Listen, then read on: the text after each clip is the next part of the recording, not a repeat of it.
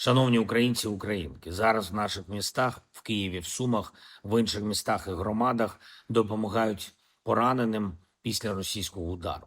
Географія ударів за добу: Київ, Суми, Кременчук, Одеса, Дніпро, Кривий Ріг, Запоріжжя.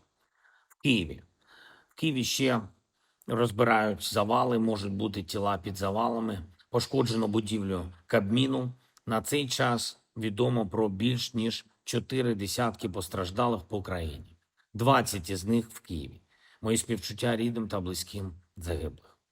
Загалом тільки в столиці повітряна тривога була більш ніж 7,5 годин. Київ був однією з центральних мішеней для російських дронів. Зараз знов повітряна тривога шириться Україною, і саме через шахеди. За одну минулу ніч було більше 400 шахедів. Загальна кількість дронів в тому ударі була 810, тобто майже половина. Це дрони, які росіяни використовують для ускладнення повітряної обстановки та перевантаження ППО. Також були ракети, в тому числі балістика. Значну частину нашим воїнам вдалося збити, і це вагомий результат. Є результати по дронах-перехоплювачах. За цю ніч більш ніж 1,5 сотні перехоплень, і також добре показали себе підрозділи РЕБ, армійська авіація, мобільні вогневі групи, винищувачі повітряних сил, зенітники. Всім дякую. Звісно, не все поки що збивається, і треба ще додатково посилювати нашу протиповітряну оборону. Це пріоритетне завдання. Росіяни тримають кількість шахедів в масованих ударах на рівні 300-400 за один такий удар. Наші перехоплювачі мають вийти на відповідний показник. Це реально, потенціал виробництва є. Фінанси та контракти, вони є, вони забезпечуються. Потрібне масштабування відповідних підрозділів. Дякую всім, хто в силах оборони виконує це завдання, та дякую всім, хто допомагає кожному волонтеру, кожній компанії розвивати цю технологію перехоплювачів, впроваджувати її, тренувати екіпажі. Все це рятувати життя людей. І важливо, що сьогодні є широка реакція партнерів на цей удар. Очевидно, Росія старається завдати болю Україні, і удари більш наглі. Це чітка ознака, що Путін випробовує світ, чи приймуть вони це, чи змиряться.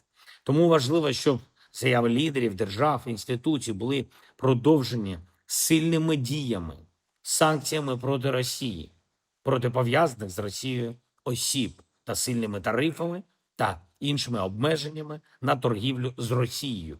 Їхні втрати повинні відчуватись. І саме це переконливо.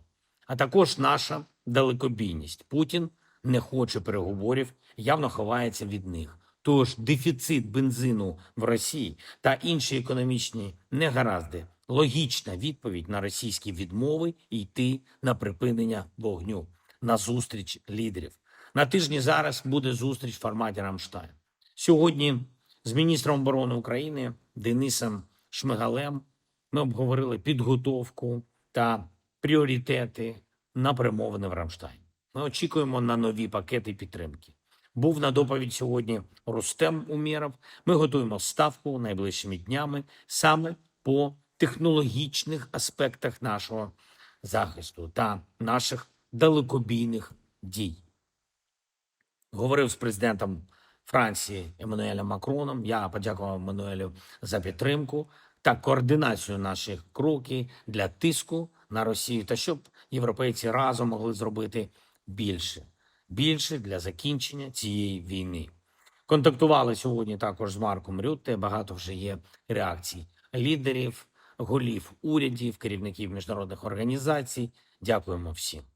Міністерство закордонних справ України інформує всіх партнерів щодо чергової російської ескалації. Розраховуємо на сильну реакцію Америки. Це те, що потрібно.